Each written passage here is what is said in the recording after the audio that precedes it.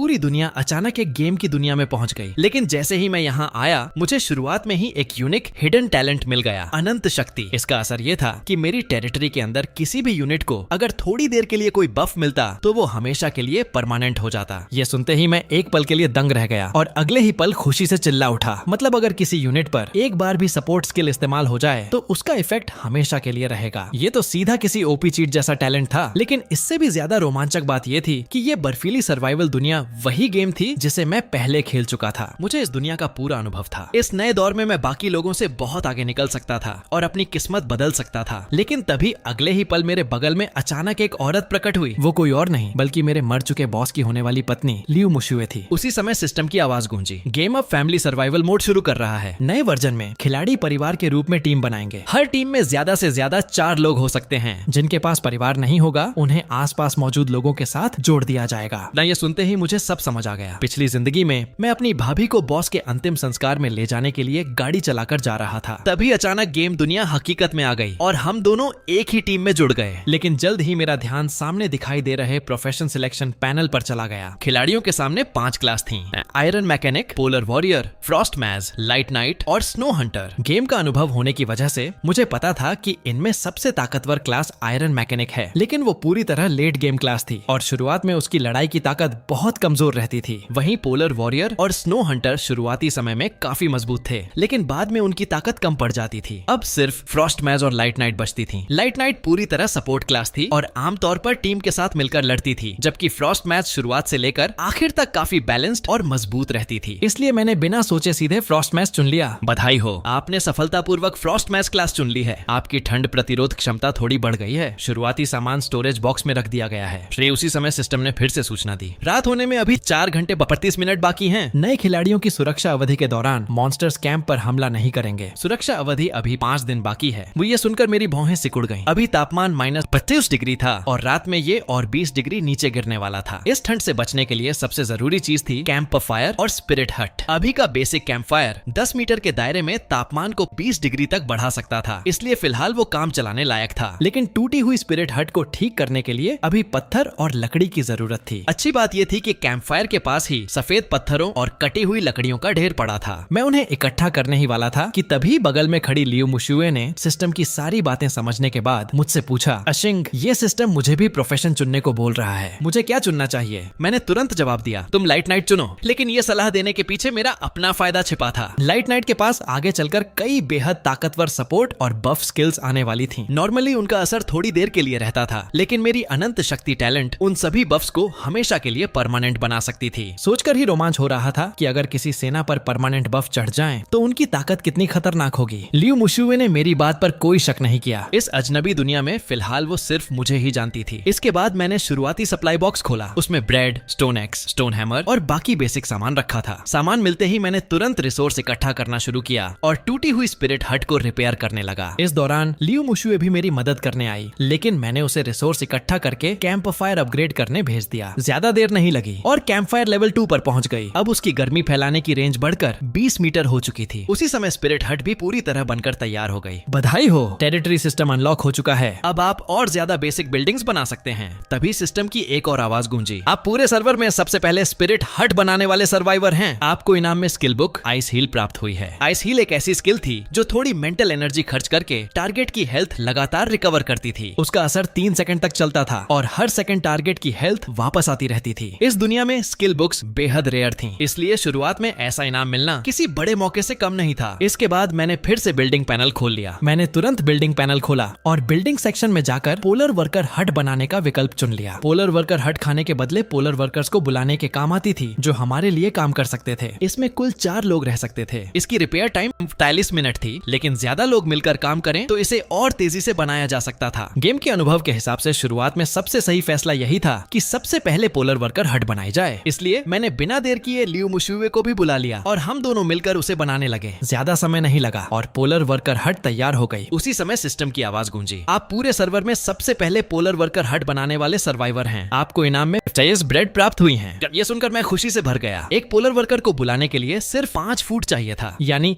इस इनाम की मदद से मैं बिना किसी परेशानी के सीधे 4 वर्कर भर्ती कर सकता था। वैसे तो उन वर्कर्स के अपने नाम थे, लेकिन आसानी से याद रखने के लिए मैंने उनके नाम बदलकर दा जुआंग, एयर जुआंग, सान जुआंग और सी जुआंग रख दिए। इसके बाद मैंने दोबारा बिल्डिंग पैनल खोला। अब वहाँ indoor furnace, crafting table, lumber mill और सिलाई की दुकान जैसी कई बिल्डिंग्स दिखाई दे रही थीं, लेकिन उन्हें बनाने के लिए काफी ज्यादा रिसोर्स चाहिए थे। इसलिए मैंने द जुआंग और एयर जुआंग को लकड़ी काटने भेज दिया, जबकि सान जुआंग और सी जुआंग को पत्थर इकट्ठा करने का काम दे दिया। उधर मैं और लियू मुशुए मौजूद सामान का इस्तेमाल करके कैंप ऑफ फायर को लेवल 3 तक अपग्रेड करने लगे। उसके बाद हम घर के अंदर गए और वहाँ फर्नेस के साथ कुछ साधारण फर्नीचर भी बना लिया। ये सब खत्म करने के बाद आखिर मैंने राहत की सांस ली और चैट पैनल खोलकर वर्ल्ड चैनल देखने लगा। वहाँ लगभग पूरी दुनिया के लोग इस नए संसार को लेकर परेशान और भ्रमित थे। ये देखकर मेरे मन में एक ही ख्याल आया, लगता है मेरे अलावा किसी ने भी पहले ये गेम नहीं खेली थी। तभी अचानक कैंप के बाहर से एयर जुआंग की घबराई हुई आवाज सुनाई दी। मुझे देखते ही वो तेजी से भागता हुआ आया और बोला, लॉर्ड साहब, कैंप के बाहर जंगल में एक विशाल सांप है। द जुआंग को उसने काट लिया है, उसकी हालत बहुत खराब है। भी मैंने तुरंत द जुआंग का स्टेटस पैनल खोला। उसकी हेल्थ आधी से भी कम हो चुकी थी और उसके ऊपर जहर का स्टेटस लगा हुआ था। लेकिन ये देखकर मैंने राहत की सांस ली। ये सिर्फ लेवल 1 का जहर था। लियू मुशुए की प्यूरिफिकेशन स्किल इसे आसानी से हटा सकती थी। तभी लियू मुशुए ने धीरे से कहा, पवित्र रोशनी तुम्हें आशीर्वाद दे। उस अगले ही पल द जुआंग के शरीर से जहर पूरी तरह खत्म हो गया। उसी समय मैंने भी तुरंत आइस हील इस्तेमाल की। +2 नंबर उभरने लगे और उसकी हेल्थ तेजी से रिकवर होने लगी। तभी सिस्टम की आवाज गूंजी, आइस हील सफलतापूर्वक इस्तेमाल की गई। टैलेंट अनंत शक्ति सक्रिय हो चुका है। इस स्किल का प्रभाव अब स्थायी बन गया है। यह सुनते ही मैं पूरी तरह चौंक गया। मुझे बिल्कुल उम्मीद नहीं थी कि हीलिंग स्किल भी परमानेंट बफ में बदल सकती है। लेकिन अगले ही पल में उत्साह से भर उठा। इसका मतलब था कि अब द जुआंग एक ऐसा फ्रंटलाइन फाइटर बन चुका था जिसकी हेल्थ कभी खत्म नहीं होगी। वो लगातार रिकवर होता रहेगा। ये तो लगभग अजेय बनने जैसा था। उधर द जुआंग ने भी अपने शरीर में हो रहे बदलाव को महसूस कर लिया था। वो तुरंत घुटनों के बल बैठ गया और बोला, धन्यवाद लॉर्ड साहब, आपकी शक्ति सच में असीम और महान है। ठीक उसी समय सिस्टम की आवाज आई, द जुआंग की वफादारी 70 से बढ़कर 80 हो गई है। तो ये देखकर मेरे दिमाग में तुरंत एक और ख्याल आया, अगर आइस हील द जुआंग पर हमेशा के लिए असर कर सकती है तो क्या ये मेरे और लियू मुशुए पर भी काम करेगी? मैंने बिना देर किए लियू मुशुए पर भी आइस हील इस्तेमाल कर दी। अगले ही पल सिस्टम ने फिर से सूचना दी, आइस हील का प्रभाव स्थायी बन चुका है। ये सुनकर मैं और लियू मुशुए दोनों हैरान रह गए। ये ताकत सच में हद से ज्यादा खतरनाक थी। इसके बाद मैंने खुद पर भी आइस हील इस्तेमाल करने की कोशिश की, लेकिन तभी अचानक मेरे दिमाग में तेज चक्कर आने लगे। मैं तुरंत समझ गया कि मेरी मेंटल एनर्जी अपनी सीमा तक पहुंच चुकी है, लेकिन मुझे इसकी ज्यादा चिंता नहीं थी। मैंने सोचा कि फिलहाल उस विशाल सांप को खत्म करना ज्यादा जरूरी है। इसलिए मैं द जुआंग और बाकी लोगों को लेकर सीधे जंगल की तरफ निकल पड़ा। वहाँ पहुँचते ही उस जहरीले सांप की जानकारी मेरी आंखों के सामने आ गई। वो लेवल 2 का मॉन्स्टर था। अब समझ आया कि पहले द जुआंग और बाकी लोग उसे क्यों नहीं हरा पाए थे, लेकिन अब हालात बदल चुके थे। द जुआंग के पास अनलिमिटेड हीलिंग थी और वो सामने से लगातार हमला झेल सकता था। इसलिए ज्यादा देर नहीं लगी और हम सब ने मिलकर उस जहरीले सांप को मार गिराया। आपने स्नो पॉइजन स्नेक को सफलतापूर्वक मार दिया है। आपको 30 एक्सपीरियंस पॉइंट मिले हैं। बल इसके तुरंत बाद एक और सिस्टम नोटिफिकेशन सामने आया, बधाई हो, आप इस इलाके में जंगली मॉन्स्टर को मारने वाले पहले खिलाड़ी हैं। आपको first kill reward snake tribe priestess summon scroll प्राप्त हुआ है। इसका इस्तेमाल करके आप 5 की स्नेक ट्राइब प्रीस्टेस को बुला सकते हैं, जो आपकी लड़ाई में मदद करेगी। तो ये देखकर मैं खुशी से भर गया और मैंने तुरंत उस स्क्रॉल का इस्तेमाल कर दिया। अगले ही पल एक बेहद खूबसूरत सांप जाति की महिला मेरे सामने प्रकट हुई। उसने सम्मान से सिर झुकाकर कहा, सम्मानित लॉर्ड, स्नेक ट्राइब प्रीस्टेस इलेना आपकी सेवा में उपस्थित है। ठीक मैंने तुरंत इलेना का स्टेटस पैनल खोला और उसे देखकर मेरी आंखें चमक उठी। इलेना के पास 2 बेहद ताकतवर बफ स्किल्स थीं। पहली थी स्केल आर्मर, जो खुद या किसी साथी को 10 आर्मर देती थी। दूसरी थी स्नेक ट्राइब बर्सर्क, जो 6 सेकंड के लिए मूवमेंट स्पीड और अटैक स्पीड दोनों में 20% की बढ़ोतरी कर देती थी। और सबसे अहम बात ये थी कि ये दोनों बफ स्किल्स थीं। मतलब मेरी अनंत शक्ति टैलेंट के साथ मिलकर उनका असर हमेशा के लिए स्थायी हो सकता था। मैंने तुरंत इलेना को आदेश दिया कि वो ये दोनों स्किल्स हम सब पर इस्तेमाल करे। अगले ही पल में लियू मुशुए और बाकी सभी लोगों को उन दोनों स्किल्स का परमानेंट बफ मिल गया। इसके बाद मैंने इलेना पर भी आइस हील लगा दी ताकि उसके पास भी हमेशा रहने वाली रिकवरी हो जाए। अपने शरीर में हो रहे बदलाव को महसूस करके इलेना भी हैरान रह गई। उसने सम्मान से मेरी तरफ देखते हुए कहा, लॉर्ड साहब, आपकी शक्ति सच में अथाह और रहस्यमयी है। कि मैंने हल्की मुस्कान के साथ सिर हिला दिया। इसके बाद मैंने स्नो पॉइजन स्नेक की लाश को अलग किया। उससे मुझे एक जहरीला विष थैला मिला जिसे हथियारों पर लगाकर जहर वाला हमला किया जा सकता था। साथ ही 17 टुकड़े सांप का मांस भी मिला। मांस देखते ही दा जुआंग और एयर जुआंग की आंखें चमक उठी। उनमें से एक तुरंत बोला, मुझे तो बहुत समय से मांस खाने को नहीं मिला। अगर कोई मुझे एक टुकड़ा मांस खिला दे तो मैं उसके लिए जान तक दे सकता हूँ। ये सुनकर मैं हंस पड़ा और बोला, अगर तुम लोग मेहनत से काम करते रहे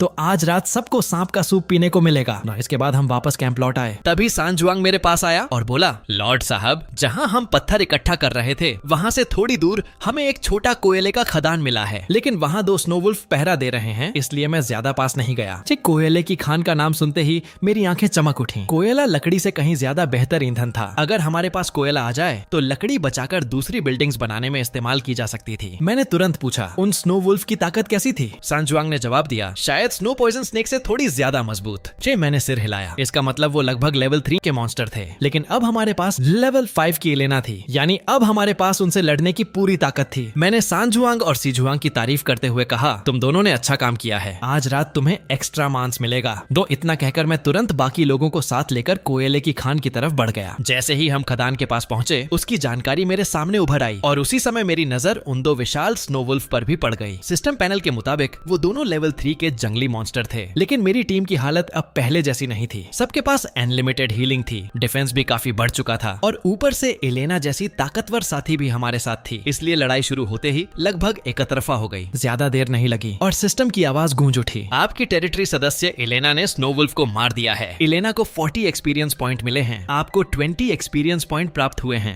लड़ाई खत्म होने के बाद मैंने उन दोनों स्नो वुल्फ की लाशों को अलग किया। इस बार तो किस्मत पूरी तरह खुल गई थी। हमें सिर्फ 2 हरे रंग की वुल्फ स्किन ही नहीं मिली, बल्कि 134 टुकड़े वुल्फ मीट, वुल्फ बोन और वुल्फ फेंग जैसे कई कीमती सामान भी मिले। लेकिन सबसे अहम चीज थी एक नीले रंग की समन स्क्रॉल, डुअल वुल्फ नाइट समन स्क्रॉल। इस स्क्रॉल की मदद से सीधे लेवल 10 का ताकतवर डुअल वुल्फ नाइट बुलाया जा सकता था। बस शर्त ये थी कि आपके पास पर्याप्त खाना होना चाहिए। अभी थोड़ी देर पहले ही मैंने लेवल 5 लेवल 5 की एलेना को बुलाया था और अब सीधे लेवल 10 का डुअल वुल्फ नाइट मिल रहा था। मैं बस इतना ही सोच पा रहा था, अब तो सच में उड़ान शुरू हो चुकी है। इसके अलावा वुल्फ स्किन ठंड से बचाने वाले कपड़े बनाने का जरूरी सामान थी, यानी अब मैं और लियू मुशुए ठंड से बचने के लिए सही कपड़े बना सकते थे। मैंने तुरंत एक वुल्फ स्किन उठाई और ठंड से कांप रही लियू मुशुए के कंधों पर डाल दी। वो तुरंत मेरी तरफ कृतज्ञता भरी नजरों से देखने लगी। मैं हल्का सा मुस्कुराया और फिर सामने मौजूद कोयले की खान पर कब्जा करने आगे बढ़ गया। जैसे ही मैंने उस रिसोर्स पॉइंट पर कब्जा किया, सिस्टम की आवाज गूंजी, रिसोर्स पॉइंट सफलतापूर्वक कब्जे में ले लिया गया है। जी उसी समय मुझे एक ब्रॉन्ज चेस्ट भी मिला, लेकिन असली चौंकाने वाली बात तो उसके बाद हुई। बधाई हो, आप पूरे सर्वर में सबसे पहले रिसोर्स पॉइंट पर कब्जा करने वाले सर्वाइवर हो हैं। आपको इनाम में पर्पल रैंक हथियार, प्राचीन हथियार बैरेट, स्नाइपर राइफल, 6 मिलीमीटर की 10 गोलियां प्राप्त हुई हैं। ये सुनते ही मैं पूरी तरह स्तब्ध रह गया। क्या सच में बैरेट? मैंने लगभग यकीन न करते हुए हथियार का स्टेटस खोला। प्राचीन हथियार बैरेट, अटैक इंटरवल हर 2 सेकंड में 1 गोली, स्पेशल इफेक्ट 1 आर्मर पियर्सिंग, हमला करते समय 50% संभावना कि दुश्मन की 100 आर्मर को नजरअंदाज कर दे, स्पेशल इफेक्ट 2 हेडशॉट, सिर पर हमला होने पर 50% अतिरिक्त डैमेज। तो ये देखकर मैं सच में दंग रह गया। गेम के शुरुआती दौर में 900 से ज्यादा अटैक पावर का मतलब था सामने चाहे जो भी आए 1 गोली में खत्म। हालांकि मेरे पास सिर्फ 10 गोलियां थीं, लेकिन मुझे पता था कि जैसे ही टेरिटरी लेवल 4 पहुंचेगी, बुलेट फैक्ट्री अनलॉक हो जाएगी। उसके बाद गोलियों की कोई कमी नहीं रहेगी। बैरेट को संभाल कर रखने के बाद मैं खुद खान के अंदर चला गया। अंदर कब्जा करने के बाद सिस्टम ने बताया कि वहाँ एक और ब्रॉन्ज चेस्ट मौजूद है। मैंने तुरंत उसे खोल दिया। अंदर से ढेर सारे रिसोर्स निकले, साथ ही एक मार्केट ब्लूप्रिंट भी मिला। इसे बनाने के बाद दूसरे सर्वाइवर्स के साथ सामान की ट्रेडिंग की जा सकती थी। इसके बाद मैंने बाकी सामान देखना शुरू किया। उनमें एक जादुई स्टाफ था जिसे मैं खुद इस्तेमाल कर सकता था। एक जोड़ी स्नो बूट्स थी जो ठंड से बचाने के लिए बेहद काम की थी। इसके अलावा एक मेडिकल किट भी थी जो सर्दी और ठंड से होने वाली बीमारियों का इलाज कर सकती थी। ये भी काफी कीमती चीज थी। आसपास सब कुछ चेक करने के बाद मैंने ब्रॉन्ज चेस्ट को तोड़ दिया, जिससे मुझे 5 कॉपर मिल गए। इसके बाद मैं खान के बाहर वापस आ गया। वहाँ लियू मुशुए ने मुझे बताया कि उन्होंने आसपास से कुल 112 कोयले इकट्ठा कर लिए हैं। ये काफी लंबे समय तक इस्तेमाल किए जा सकते थे। मैं मुस्कुराया और ठंड से कांप रही लियू मुशुए की तरफ देखने लगा। मैंने तुरंत स्नो बूट्स निकालकर लियू मुशुए की तरफ बढ़ा दिए। उसकी आंखों में तुरंत कृतज्ञता झलकने लगी, लेकिन ठंड की वजह से उसके पैर पूरी तरह सुन्न हो चुके थे और वो खुद से जूते भी नहीं पहन पा रही थी। आखिर मैंने खुद झुककर उसके पैरों में बूट्स पहनाए। उसके बाद मैंने उसे सीधे गोद में उठा लिया और वापस टेरिटरी की तरफ चल पड़ा। पूरे रास्ते लियू मुशुए का चेहरा लाल रहा, लेकिन उसने कुछ नहीं कहा। टेरिटरी में लौटने के बाद मैंने सबसे पहले रिसोर्स चेक किए, फिर दा जुआंग और एयर जुआंग को लंबर मिल बनाने भेज दिया। सान जुआंग को मार्केट बनाने का काम दिया, जबकि सी जुआंग को एलेना के रहने के लिए एक छोटा शेल्टर बनाने का आदेश दिया। ये सब काम बांटने के बाद आखिर सबको आराम और खाना खाने की इजाजत मिल गई। इसके बाद मैं और लियू मुशुए लीडर हट के अंदर आ गए। मैंने उसे पहले आराम करने को कहा, जबकि मैं खुद एक साधारण चूल्हा बनाकर दिन में मिले सांप के मांस को पकाने लगा। इसी बीच बाहर अंधेरा पूरी तरह फैल चुका था और तापमान तेजी से गिरने लगा। कुछ ही देर में बाहर का तापमान -50 डिग्री तक पहुंच गया। यहाँ तक कि घर के अंदर फर्नेस जलाने के बाद भी तापमान सिर्फ -16 डिग्री तक ही आ पाया। अच्छी बात ये थी कि दा जुआंग और बाकी लोगों ने समय रहते अपना काम पूरा कर लिया था और अब सब वापस लीडर सीडर हट के अंदर लौट आए थे। मैंने दाजुआंग और बाकी लोगों की तरफ देखते हुए कहा, आज तुम लोगों ने बहुत अच्छा काम किया है। इनाम के तौर पर आज रात सब खुलकर सांप का सूप पी सकते हैं। जैसे ही उन्होंने सुना कि खाने में मांस है, सबकी आंखें चमक उठी। वो खाते हुए बार बार कसम खाने लगे कि आगे भी पूरी मेहनत से काम करेंगे और मेरे भरोसे पर खरे उतरेंगे। उसी समय उनकी फेवरेबिलिटी भी तेजी से बढ़कर 80 से ऊपर पहुंच गई। इसके बाद मेरी नजर एलेना पर गई। उसकी भूख अभी 50 पर थी। मैंने उससे पूछा, तुम कच्चा मांस खाती हो या पका हुआ? वो एलेना ने तुरंत जवाब दिया, कच्चा मांस सम्मानित लॉर्ड। मैंने सिर हिलाया और पहले 2 टुकड़े सांप का मांस उठाकर उसकी तरफ बढ़ाने लगा, लेकिन अगले ही पल मैंने हाथ रोक लिया और उसकी जगह 2 टुकड़े वुल्फ मीट निकालकर उसे दे दिए। ये देखते ही एलेना की फेवरेबिलिटी फिर बढ़ गई। हालांकि उसका हंगर सिर्फ 10 पॉइंट बढ़ा और 60 तक पहुंचा। ये देखकर मैं हल्का सा परेशान हो गया। अगर लंबे समय तक पेट पूरा न भरे तो लॉयल्टी गिरने लगती है और एलेना अभी मेरी सबसे बड़ी लड़ाकू ताकत थी। इसलिए मैंने बिना हिचकिचाए उसे 4 और टुकड़े वुल्फ मीट दे दिए, जिससे उसकी भूख आखिर 80 तक पहुंच गई। लेकिन उसकी जबरदस्त भूख देखकर मैं मन ही मन आह भर बैठा। ऊपर से मेरे पास अभी एक और ज्यादा ताकतवर समन स्क्रॉल थी, डुअल वुल्फ नाइट। अब मुझे साफ समझ आ गया था कि कल से खाने का इंतजाम और बड़े स्तर पर करना पड़ेगा। रात हो चुकी थी, इसलिए अब बाहर जाकर काम करना या एक्सप्लोर करना संभव नहीं था। मैंने समय बिताने के लिए वर्ल्ड्स चैट खोल ली और देखने लगा कि बाकी सर्वाइवर्स की हालत कैसी है। लेकिन हालात काफी खराब थे। वहाँ कई लोगों की मौत की खबरें थीं। कुछ लोगों के साथ धोखा हुआ था तो कई लोग ठंड से मर चुके थे। हालांकि कुछ खिलाड़ियों ने अपने अनुभव भी शेयर किए थे, जैसे सबसे पहले स्पिरिट हट बनानी चाहिए, कैंप फायर जल्दी अपग्रेड करनी चाहिए और टेरिटरी के अंदर रहने पर मॉन्स्टर्स हमला नहीं करते। ये सब पढ़ने के बाद मैंने भी अपनी तरफ से एक जानकारी शेयर की। रात में तापमान -60 डिग्री तक जा सकता है। अगर समय पर स्पिरिट हट नहीं बना पाओ तो लकड़ी और पत्थरों से एक छोटा अस्थायी शेल्टर बना लो। उससे पहली रात की ठंड किसी तरह झेली जा सकती है। और मैसेज भेजने के बाद मैंने रीजन चैट खोल ली। सिस्टम के हिसाब से ये पूरा इलाका 500 किलोमीटर लंबा और 500 किलोमीटर चौड़ा था। इस इलाके का नाम रीजन 1 था। वहीं ऑनलाइन लोगों की संख्या 40,73 में से घटकर सिर्फ 38 रह गई थी। यानी सिर्फ पहले दिन में ही लगभग 2000 लोग मर चुके थे। इसके बाद मैंने वहाँ की चैट पढ़नी शुरू की। मैंने देखा कि रीजन चैट में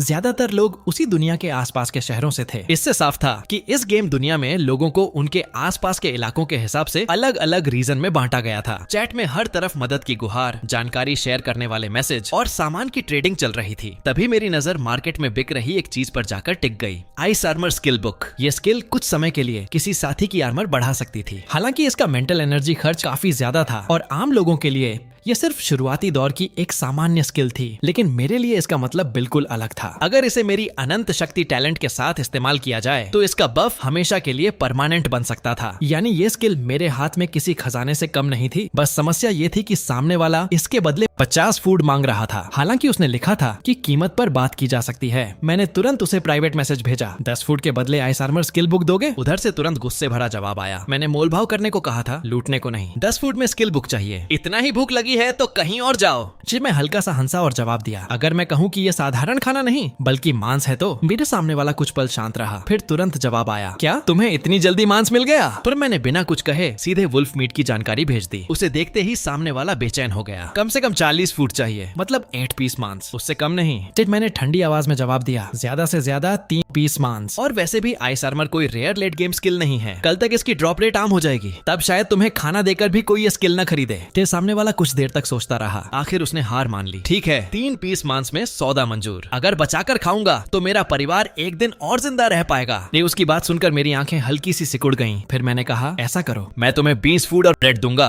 कि सामने वाला तुरंत मान गया। इस तरह आखिर मुझे आइस आर्मर स्किल बुक मिल गई। आइस आर्मर थोड़ी मेंटल एनर्जी खर्च करके खुद या किसी साथी को मानसिक शक्ति के 6 गुना के बराबर आर्मर देती है। असर 30 सेकंड तक रहता है। जिन अभी मेरी मेंटल डे स्ट्रेंथ 8 थी, यानी ये स्किल सीधे 5 पॉइंट आर्मर बढ़ा सकती थी। मैंने बिना देर किए खुद पर आइस आर्मर इस्तेमाल कर दी। अगले ही पल सिस्टम की आवाज गूंजी, आइस आर्मर सफलतापूर्वक इस्तेमाल की गई। टैलेंट अनंत शक्ति सक्रिय हो चुका है। इस स्किल का प्रभाव स्थायी बन गया है। ये सुनते ही मैं खुशी से भर उठा। अब मेरी कुल आर्मर 15 पॉइंट तक पहुंच चुकी थी। इसका मतलब था कि लेवल 3 से नीचे के मॉन्स्टर्स मेरे ऊपर ठीक से डैमेज भी नहीं कर पाएंगे। इसके बाद मैंने लियू मुशुए पर भी आइस आर्मर लगा दी। इसी बीच लियू मुशुए ने भी चैट के जरिए बाकी सर्वाइवर्स की हालत देख ली थी। अब उसे समझ आया कि हर किसी की जिंदगी उसकी तरह आसान नहीं थी। ज्यादातर लोग अभी तक ठंड में कांप रहे थे, जबकि वो पहले ही गर्म स्पिरिट हट में रह रही थी। वो धीरे से मेरी तरफ देखकर बोली, थैंक यू अशिंक, अगर तुम नहीं होते तो शायद मैं बाहर ठंड में मर जाती। कि मैंने शांत आवाज में जवाब दिया, कोई बात नहीं भाभी, अब जब हम दोनों एक ही टीम में हैं तो हमें एक दूसरे का सहारा बनना होगा। इस दुनिया में जिंदा रहने के लिए साथ काम करना जरूरी है। मैं तुम्हारी मदद कर रहा हूँ तो असल में खुद की भी मदद कर रहा हूँ।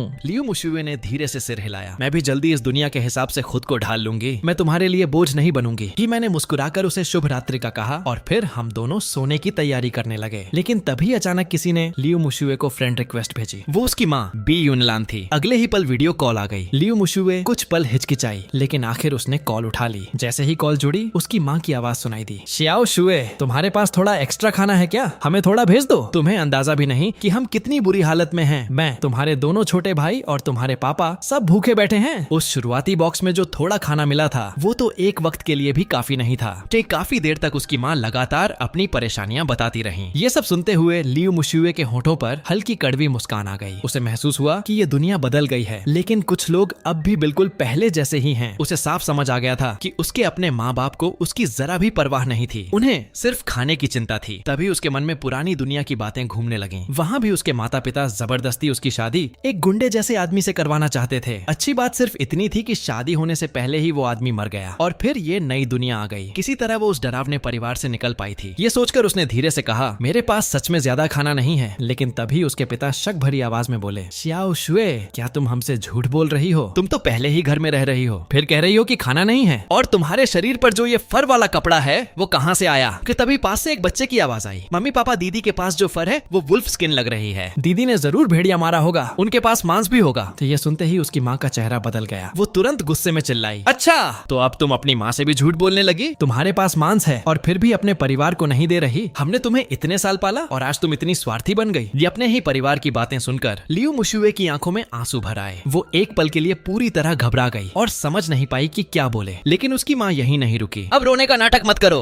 हम लोग पूरे दिन भूखे बैठे हैं, हमें तो शिकायत करने का भी हक नहीं। लगता है अब तुम्हारे पंख निकल आए हैं। नी तभी अचानक मैं उसके बगल में आकर खड़ा हो गया और ठंडी नजरों से स्क्रीन की तरफ देखते हुए बोला, तुम दोनों बूढ़े आखिर इतना चिल्ला क्यों रहे हो? तुम्हें ये जानने की जरूरत नहीं कि मैं कौन हूँ। और जहाँ तक हक की बात है, वो भेड़िया मैंने मारा था, मांस भी मेरा है। तुम लोग उसे मांगने की सोच भी कैसे सकते हो? सपना देख रहे हो क्या? मैं तुम्हें एक टुकड़ा ब्रेड तक नहीं दूंगा। खुद के हाथ पैर सलामत हैं, जाकर खुद मेहनत करो। अपनी बेटी का खून चूसने चले आते हो, शर्म नहीं आती? जैसे इतना कहकर मैंने उन्हें जमकर खरी खोटी सुनाई और फिर इशारे से लियू मुशुए को कॉल काटने को कहा। वीडियो कॉल खत्म होते ही पूरा कमरा शांत हो गया। लियू मुशुए की आंखें लाल हो चुकी थीं। वो अपनी भावनाओं को संभालने की कोशिश कर रही थी, लेकिन फिर भी धीरे से बोली, अशिंग थैंक यू। डी मैंने शांत आवाज में कहा, कोई बात नहीं भाभी, ऐसे लोग बिना मेहनत किए दूसरों का सामान छीनना चाहते हैं। मैं उन्हें एक चीज भी नहीं दूंगा। और तुम भी याद रखना, अब चाहे कोई भी तुमसे खाना या रिसोर्स मांगे, कभी मत देना, क्योंकि अगर तुमने एक बार देना शुरू किया तो वो जिंदगी भर तुमसे मांगते रहेंगे। लियू मुशुए ने मेरी तरफ देखा। इस नई दुनिया में आने के बाद पहली बार उसे लगा कि शायद किस्मत उसे सच में नई जिंदगी शुरू करने का मौका। उसने गंभीरता से सिर हिलाया। मैं समझ गई अशिंग।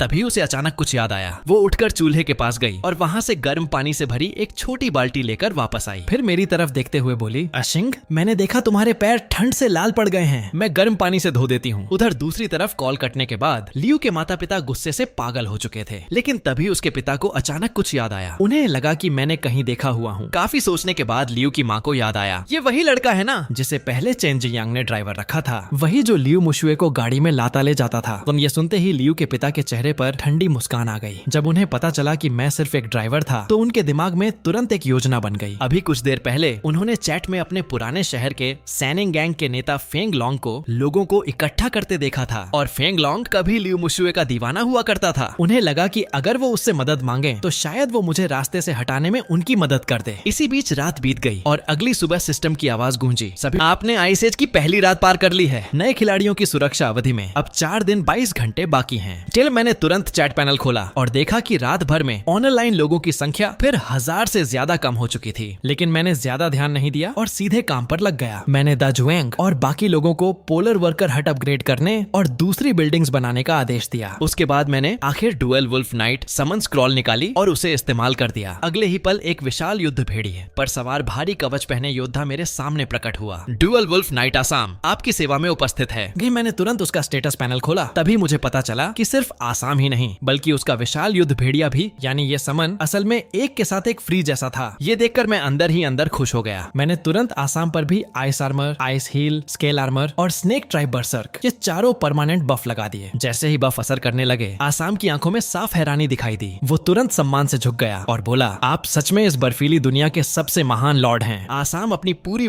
वफादारी आपके नाम करता है। उसी समय सिस्टम की आवाज आई, आपने टेरिटरी सदस्य आसाम की ताकत बढ़ाई है, उसकी वफादारी बढ़कर 80 हो गई है। ये देखकर मैं संतुष्टि से मुस्कुराया। अनंत शक्ति सच में उम्मीद से भी ज्यादा खतरनाक टैलेंट थी। इसके बाद मैंने आसाम को उसका पहला मिशन दिया, कैंप के उत्तर पूर्व दिशा में जाओ, रास्ते में मिलने वाले हर रिसोर्स पॉइंट और जंगली मॉन्स्टर की जानकारी जुटाओ, 10 किलोमीटर तक की जांच करके वापस आना। आसाम ने तुरंत सिर झुकाया, जैसा आदेश लॉर्ड। दिन उसी समय पोलर वर्कर हट भी लेवल 2 पर पहुंच गई। अब वहां से कुल 8 पोलर वर्कर्स बुलाए जा सकते थे। मैंने बिना देर किए फिर से खाना खर्च करना शुरू कर दिया। मैंने नए बुलाए गए पोलर वर्कर्स के नाम 5 जुआंग, 6 जुआंग, 7 जुआंग और 8 जुआंग रख दिए। उसके बाद मैंने उन्हें अलग अलग काम सौंप दिए। कुछ लोगों को लकड़ी और पत्थर इकट्ठा करने भेजा, जबकि बाकी को नई बिल्डिंग्स बनाने में लगा दिया। काम बांटने के बाद मैं लियू मुशुए को साथ लेकर मार्केट के पास पहुंचा। अब समय था कुछ सामान बेचकर दूसरे जरूरी रिसोर्स लेने का। सबसे पहले मैंने वुल्फ मीट मार्केट में डाल दिया और साफ लिख दिया कि मैं सिर्फ हथियार, उपकरण या स्किल बुक्स के बदले ही ट्रेड करूंगा। जैसे ही मार्केट में मांस दिखाई दिया, पूरे रीजन के सर्वाइवर्स में हलचल मच गई। अगले ही पल मुझे ढेर सारे प्राइवेट मैसेज आने लगे। हालांकि ज्यादातर लोग लकड़ी, पत्थर या थोड़ी बहुत लोहे की धातु देकर मांस लेना चाहते थे। मैंने कई लोगों को समझाया कि बेसिक रिसोर्स इस दुनिया में जिंदा रहने की नींव है, उन्हें इतनी जल्दी बेच देना सही नहीं होगा। मेरी बात सुनकर कुछ लोगों ने ट्रेडिंग का इरादा छोड़ दिया, लेकिन कई लोग अब भी मांस लेने पर अड़े रहे। उनका कहना था, अगर आज ही भूख से मर गए तो बाद का विकास देखकर क्या करेंगे। जी, उनकी बात में भी सच्चाई थी, इसलिए मैंने उन्हें मना नहीं किया। लेकिन मेरे पास वुल्फ मीट की मात्रा सीमित थी, इसलिए मैं लकड़ी और पत्थर जैसी आम चीजों के बदले मांस नहीं देना चाहता था। हालांकि लोहे की जरूरत जरूर थी। अगर मैं पर्याप्त आयरन इकट्ठा कर लूं तो जल्दी ही ब्लैकस्मिथ शॉप बनाई जा सकती थी। ब्लैकस्मिथ शॉप बनने के बाद साधारण हथियार और उपकरण बनाए जा सकते थे, जैसे स्टोन स्पीयर वगैरह। हालांकि बेहतर इक्विपमेंट बनाने के लिए ब्लूप्रिंट चाहिए होते। फिलहाल बाकी सर्वाइवर्स के पास आयरन बहुत कम था। ज्यादातर लोगों के पास सिर्फ 2 या 3 टुकड़े ही थे। ऐसे में एक पूरा वुल्फ मीट देकर सिर्फ 2 आयरन लेना घाटे का सौदा था। तभी मेरे दिमाग में एक ख्याल आया और मैंने सिस्टम से पूछा कि क्या वुल्फ मीट को छोटे हिस्सों में बांटा जा सकता है। सिस्टम ने तुरंत जवाब दिया, एक वुल्फ मीट का वजन 1 किलो है, इसे अधिकतम 10 छोटे हिस्सों में बांटा जा सकता है। हर हिस्सा 100 ग्राम का होगा। ये सुनते ही मैंने तुरंत वुल्फ मीट को छोटे हिस्सों में बांटना शुरू कर दिया और कुल 50 छोटे मीट पैक तैयार कर लिए। उसके बाद मैंने नया ट्रेड सेट कर दिया, 100 ग्राम वुल्फ मीट के बदले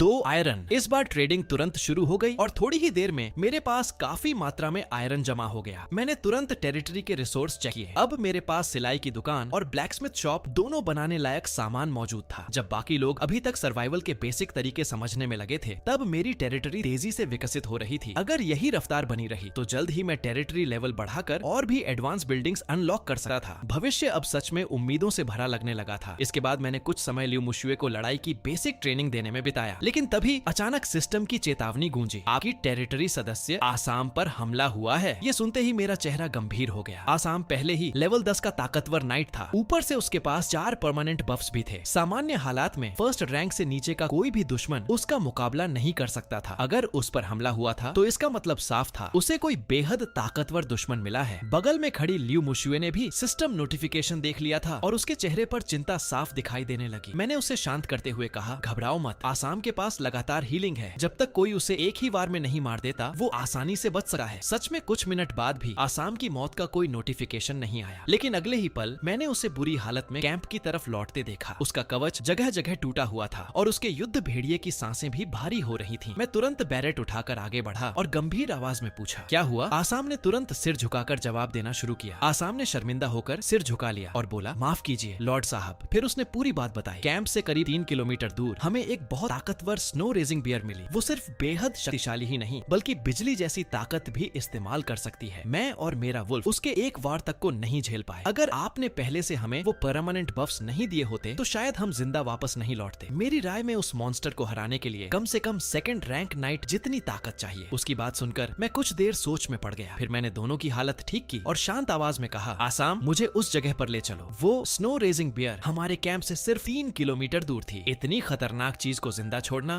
बिल्कुल सुरक्षित नहीं था। मुझे उसकी असली ताकत खुद जाकर देखनी ही थी। हालांकि मेरे अंदर डर नहीं था। मेरे हाथ में बैरेट स्नाइपर थी और 20 लेवल से नीचे के ज्यादातर मॉन्स्टर्स उसके सामने टिक नहीं सकते थे। करीब आधे घंटे बाद हम एक बर्फीले पहाड़ के नीचे बने विशाल गुफा के पास पहुंचे। उसी समय सिस्टम की चेतावनी सामने आई, आप स्नो रेजिंग बियर की मांद के पास पहुंच चुके हैं। यहाँ एक बेहद खतरनाक जीव मौजूद है, कृपया सावधानी बरतें। तभी आसाम ने मेरी तरफ देखकर पूछा, लॉर्ड साहब क्या मैं उसे बाहर निकालूं? अगर सावधानी रखूं तो उसे भड़काकर वापस लौट सकता हूँ। मैंने सिर हिलाकर इजाजत दे दी। कुछ देर बाद अचानक अचानक जमीन जोर जोर से कांपने लगी। अगले ही पल गुफा के अंदर से एक डरावनी दहाड़ गूंजी और करीब 8 मीटर लंबा विशाल सफेद भालू बाहर निकल आया। उसकी आंखों में खूंखार लाल चमक थी। उसी समय उसका स्टेटस मेरी आंखों के सामने उभरा। Snow raging bear level 15, second rank elite monster, health 4080, attack 347, skill 1 bear palm smash, अपने से कम ताकत वाले दुश्मनों को 100% knockback, skill 2 wild roar, 30 metre के अंदर मौजूद दुश्मनों को 3 सेकंड तक डराकर रोक देना, स्किल 3 थंडर स्मैश, बिजली की ताकत बुलाकर 20 मीटर के अंदर मौजूद दुश्मनों को 130% बिजली डैमेज देना और 1 सेकंड का पैरालिसिस लगाना। सिर्फ उसकी स्किल्स देखकर ही समझ आ रहा था कि उसकी ताकत लगभग लेवल 20 मॉन्स्टर जैसी थी, लेकिन मैं घबराया नहीं। मैंने तुरंत दिमाग में हिसाब लगाना शुरू किया। उस भालू के पास 4000 से ज्यादा हेल्थ थी। मेरी बैरेट को उसे मारने के लिए कम से कम 5 गोलियां लगानी पड़ती। इस समय हमारे बीच करीब 500 मीटर की दूरी थी। उसकी रफ्तार के हिसाब से उसे मेरे पास पहुंचने में कम से कम 10 सेकंड लगते और बैरेट हर 2 सेकंड में एक गोली चला सकती थी, यानी मेरे पास कुल 5 शॉट्स का मौका था। मैंने बिना देर किए बैरेट उठाई और सीधे स्नो रेजिंग बियर पर निशाना लगाकर ट्रिगर दबा दिया। धमाके के साथ गोली निकली और अगले ही पल उसके शरीर से 872 डैमेज का नंबर उछला। भारी झटके की वजह से उसका संतुलन बिगड़ गया और वो सीधे बर्फ पर गिर पड़ा, लेकिन मैंने उसे संभलने का मौका नहीं दिया और तुरंत दूसरी गोली चला दी। इस बार तो 1234 डैमेज निकला।